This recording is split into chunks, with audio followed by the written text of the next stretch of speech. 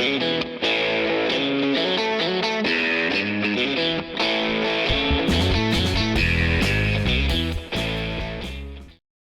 there, everyone. Alexman here, and welcome back. Well, welcome to Super Mario Land playthrough. We're going to be starting with Mario today because that's exactly what we want to do. Because it's a quick little run, and I think we can just play it for all kinds of giggles and basically have a jolly good time with it. So the story of this game is all about Mario going to the Sarasaland kingdom because Princess Daisy was basically kidnapped by a creature called Tatangia, an alien from outer space. And everyone around you is basically hypnotized. And so it's up to Mario, which is like the only one that found the right to call, to basically to go to the land and basically complete this, and it basically help free the land is entirely impossible. That said, now you can play this on expert mode, and if you're not used to expert mode, then I would say be warned of it. But you only get expert mode once you beat the game once. But that means you have to keep the Game Boy on. If you have like NSO, like we're playing on this version, you can save your your expert mode if you want to do that or so. Anyway, this game was not developed by Shigeru Miyamoto. Nope, this game was developed by Gunpei Yokoi, those of Metroid fame and R&D 1. Sounds weird that basically the game, and also the fact that Gunpei Yokoi was the pioneer of the Game Boy itself, it only seems fitting that he could get a Mario game on it. So, bear in mind about it all, that Mario did this, or at least Gunpei Yokoi did. This was the only Mario game he would ever do. And then Shigeru Miyamoto would take over the reins of the Mario Land series until Wario Land came about. And then he had nothing to do with it. At the end of every level, folks, we get ourselves to our top or bottom, and that is either the top is for a bonus game, set bottom level just completes the level. It's like getting top of the flagpole in Mario games. One life. I need more in those, though. I'm going to stay alive in this game. But the fact that this game is pretty short. It's only like 12 levels long. Yeah, 4 worlds, 3 levels within each. And, well, let's be frank. This game can get a little tricky at times like that. Because the hitboxes can be a little wonky. Or basically, that just Mario himself, his momentum is really, really fast. And also, he kind of drops like a rock. He jumps a lot faster than Mario did in the Mario Brothers on the NES. And like, this is only, I think... Yeah, this game came only out after Mario 3, I think. Because it was like 1989. Like, I was only born 1 year after, before this game came out. So I have a few memories of this game to a certain degree. Such as, you know, I played this basically when I was on campouts. I remember playing with my Game Boy and everything. Out on the campsite with Boy Scouts and everything. Oh boy, that was so much fun. That was until basically we got a, yeah, it was a windstorm. And somehow my Game Boy my tank got thrown about after I had knocked it down to the ground. And then afterwards it's like, oh no, my Game Boy is gonna be all messed up. My Game Boy had like sand in it and everything now. Like permanently, it was like permanent sand into it. And it still functionally worked to that day, and I don't remember what I did with it. I guess my parents must have sold it or something. I don't even remember where that Game Boy went. Ugh. Like, give me those lives! Okay, 1 life. At least we're doing better than before. I'm doing better than my test playthrough at this point right now. So anyway, basically Mario only has a few power-ups in this game. One, basically the Super Mushroom, as he usually does. But he also has the Super Ball power-up. No, not the Fire Flower. Nope. They figured they want to have a different power-up than anything else, and you know, Super Ball was the best one, apparently. The fact that Super Mario Maker 2 makes a reference to it is all the hint about how this game's legacy has come to be. But I'm sad there was no mode for Super Mario Land. Ow! Of course I get hit by falling rocks, why would it not be? But yeah, this like, all the worlds in this game are all themed after, like, real world settings. Like, World 1 is like, you know, Egypt themed. Technically, it's like weird how it's themed like this way. Go watch out for these falling rocks. Yeah, and the Game Boy Color version of this game, if you play on NSO, has everything marked in red for everything that can be movable or interacted with.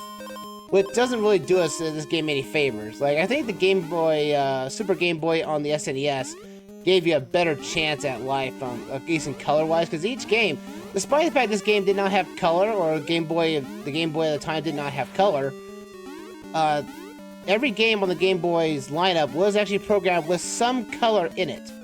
Speaking of this, here's our first boss. And we can just walk right on through him.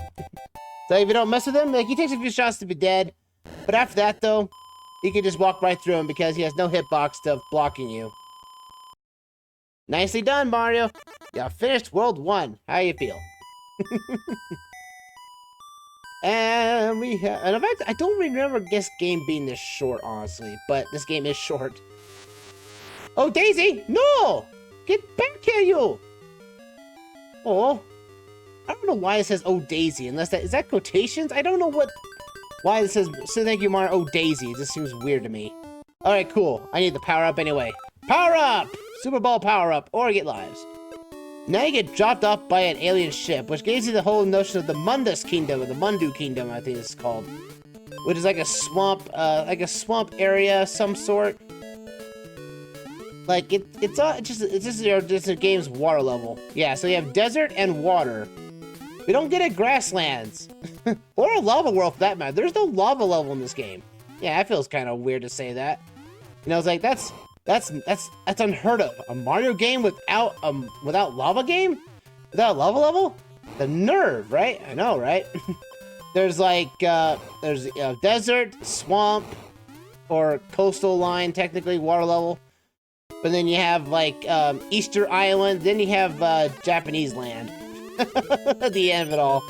And again, the fact of the matter is, this game has, like, one of the best soundtracks. And it's basically for a launch title. Mario just has, like, excellent music tracks.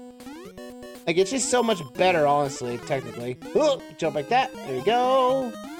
Get rid of these Goombas here. The fact that there's no other real enemies that are... Like, all the enemies here are new.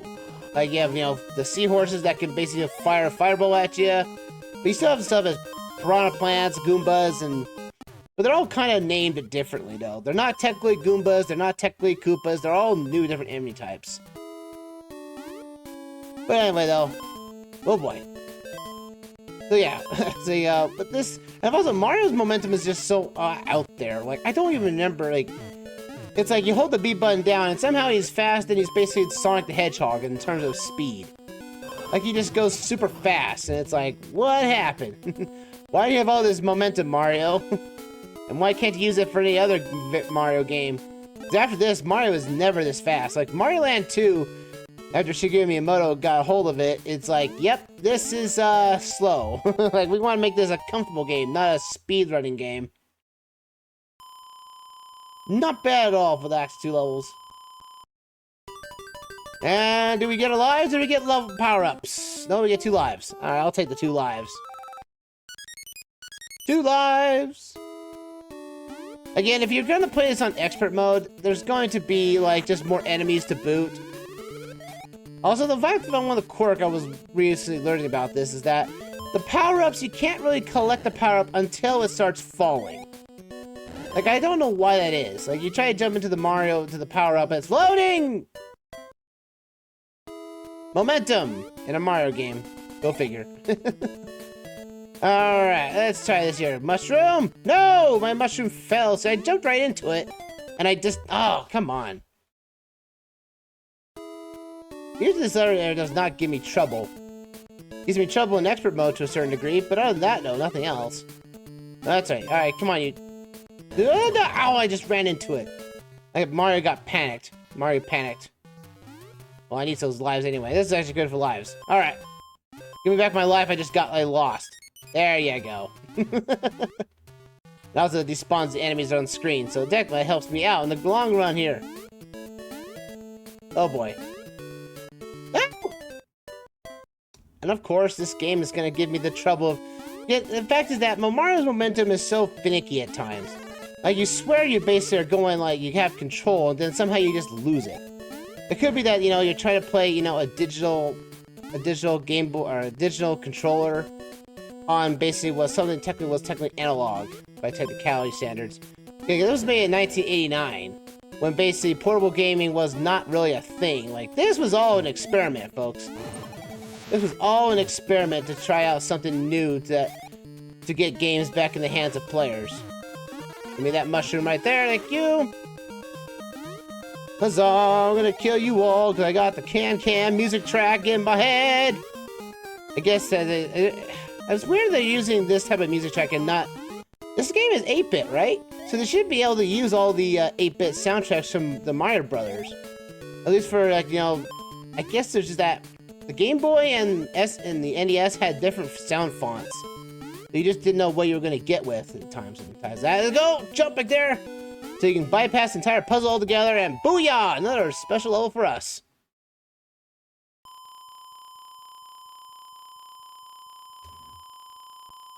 Booyah! And now we get ourselves some lives or power up. Do we get lives or stuff? 1 life. Alright, good enough for me. And now we're in Water World? Yeah, we have... this is where Mario gets his first idea of actually using a, you know, vehicle and actually using missiles to kill enemies with. I never really thought Mario was basically a person that would use a sub to basically destroy enemies with. But this is, you know, but these seems pretty simple. As long as it's basically you have infinite jump and you just have a fireball at the limb. Even if you're small Mario in this, you still have the means to shoot missiles. So there's not really a difference between this and a normal level, technically. It's that you just have a constant fire rate. You just have Mario has a gun.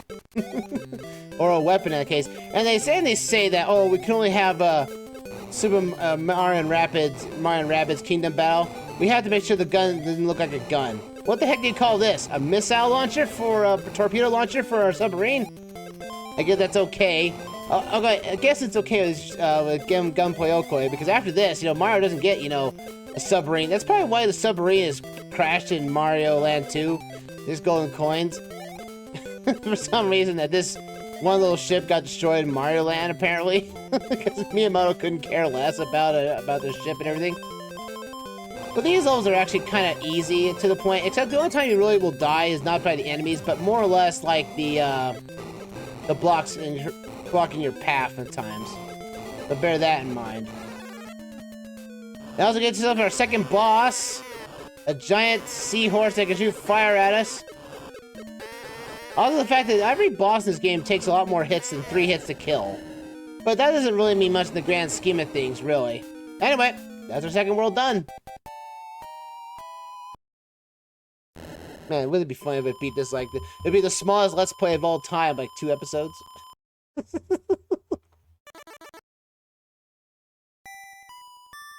And with that, we have saved World 2, the Daisy's here! Thank you, Mario! Oh, Daisy! Oh no, Daisy! Why did you turn into a squid?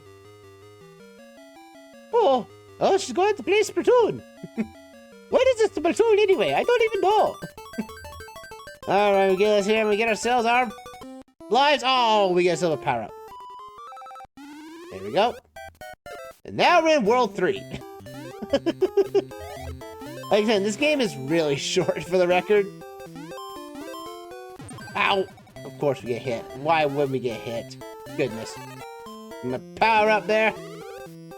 But this is where I say that, like, this is where we have Easter Island themes now. Like, I don't know why they got the idea to put Easter Island in this, but they're like, oh, you can tell it's Easter Island because of the things in the background. And again, Mario games really don't have a lot of details in the background until you get to, like, you know, Mario World or Super Mario Brothers on SNES or NES had backgrounds. It was like, you know, the hills and trees, somewhat like this. It was very basic. But you get here and you get, like, clouds, you get, like, you know, pyramids, rock formations in the background, hieroglyphics. Like, they put a lot of work into having just having multiple stuff on screen. But it was kind of impressive for Game Boy standards, really. For being a launch title, it was not bad at all. I'm just funny this game was never released with the... Oh, doll. I almost died to that. That would have been bad. There we go, like that. There we go, like that. There we go. I was like, this game was the launch title, but it wasn't something that came bundled with the game. That was Tetris. Yeah, Tetris was the game that basically was this. It was this and this game, Tetris, and one other game I can't remember. But like it was again, Tetris is basically what basically got the Game Boy to basically be a success. Well, Curse those bullet bill launchers! Almost got hit. Now we got these guys here. Oh, these... It's like... The Easter Island residents are alive! Thank goodness! And then we have these totem guys that are all, you know, jumping around like they're alive or something like that. It seems a little weird, to be honest with you. We have another entry point here in the game, a more bonus room. We're gonna need those coins, don't we? There you go. Give me those coins down here. Now, you'll only see one block here that's probably a mystery block. That can sometimes contain a power-up for you if you need it. But most often than not, when you find this area, it's gonna be a coin. Unfortunately.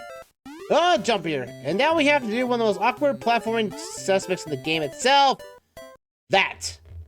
I jumped on the rock. If you clearly saw that, I jumped on rocks. Let me just jump back. And again, the checkpoints are really not... Ah! The checkpoints are being a little finicky! I hit the jump button. That's the problem with basically playing with a digital controller with something that technically was an analog controller. Well, that was pretty cool. Pretty nice combo I did there myself. Alright, back to the rock here. This stupid thing. Now, this rock will kill you if you look at it funny. But, you gotta make sure you don't hit the side of it all. As long as you're on the top of the rock, you should be fine. But you need this to basically complete this stage. And half the time, or more often than not, you're gonna have to jump from rock to rock. Now, you could probably get done in by rocks. Oh boy. And now the rock doesn't spawn here because you're now that's kind of weird for where the checkpoint is. I didn't realize the checkpoint it gave you right here, which it kind of messes up the rock spawning. Yeah. The enemies do not spawn upon respawning in a checkpoint or level. And so, it just basically gives you that ample time to get yourself back to fighting shape. But man, me holding down the B button for this game is going to be my detriment to me. You know, that's basically you have to make some of these jumps. I did not think rocks were going to be the end of me here. Come on. I jump up here and get there on this rock. It's so... Ooh, golly, I'm surprised I made that jump! Oof. Ooh. Give me something good. Come on. Oh, just coins. Alright, fine. Be that way, game. I'll take my life. And stand on my rock. And jump on here, and then we jump. Jump! Jump! There we go. Ha ha! Take that, game! I can jump like the best of them.